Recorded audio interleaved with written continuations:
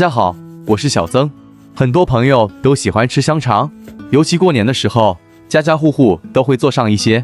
但是吃不完的香肠应该如何保存才比较好呢？我发现很多人都是把吃不完的香肠直接冷冻起来，那样的话香肠就会发硬发干，吃起来的口感不好。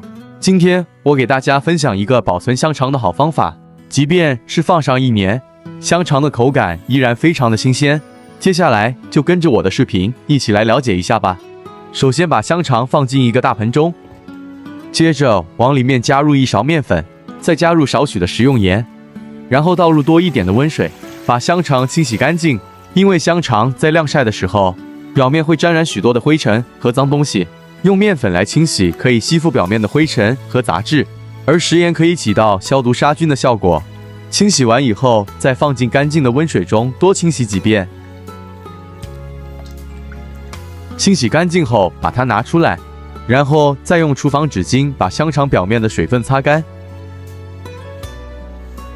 接下来准备一个小碗，往碗中倒入少许的高度白酒。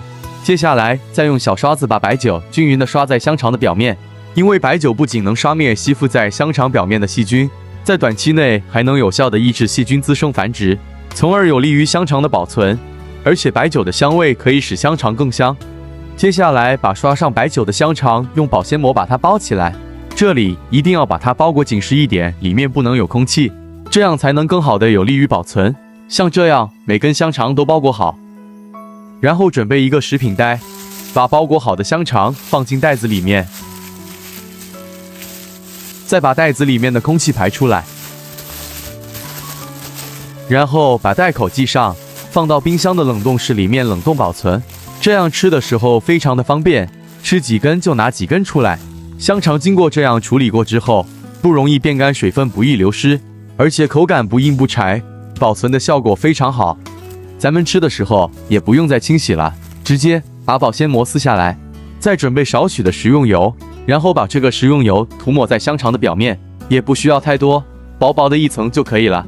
这样做的目的是香肠在蒸的时候能锁住里面的水分不流失，吃起来就不会特别的干。再将刷好油的香肠放进蒸锅里面，